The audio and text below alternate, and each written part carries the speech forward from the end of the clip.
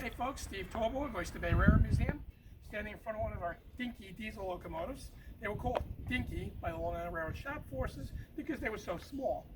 They were chain-driven diesel electric locomotives, and they were used primarily in and around the shop for moving locomotives, passenger cars, and other equipment around that wasn't operating under its own power.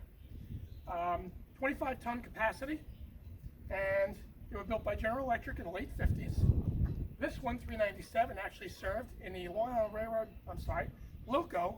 Lighting Company plant in Island Park, New York. And it served there for the beginning of its career before being transferred to the Long Island Railroad. Number 398 and 399, which is not in our collection, both served the Long Island Railroad for the entirety of their career. Let's go take a look inside, shall we? As we walk around, you'll notice there's some red patches. Those patches are where we're doing some finish-up body work to make the cars look presentable, and as they did originally. These cars had a tough life, so a lot of hard service, and as would happen with most equipment, they had some tough times. In fact, on many occasions, these engines actually wound up in the pit, the turntable pit, when the brakes weren't set properly, wheels weren't shocked. Accidents happen, it can't be helped. But they've survived.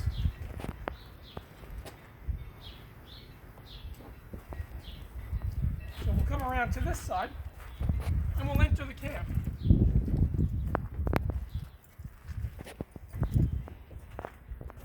Now 398 we decided to restore to operate. It was in very good shape, and we wanted to be able to operate under its own power, and more specifically so we can demonstrate what a locomotive actually looks like and sounds like.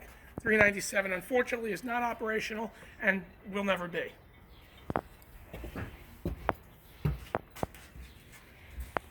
So now we're in the cab of the locomotive, and you can see why we're doing some of the body work. If you look down along the bottom here, this is all steel that was damaged and is being replaced by our forces here in Oyster Bay, our volunteer forces.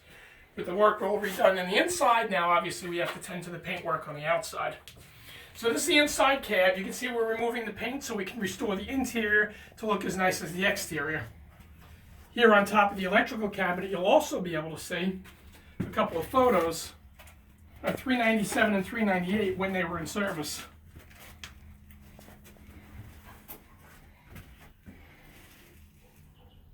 That is at the Morris Park shop facilities in Queens.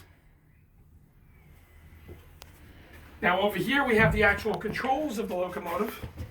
The engineer would sit right here, and this is from where he would operate the actual train. You had your braking controls, you had your throttle controls, you had your whistle cord, you had all the things that you would need to operate this as a normal diesel locomotive.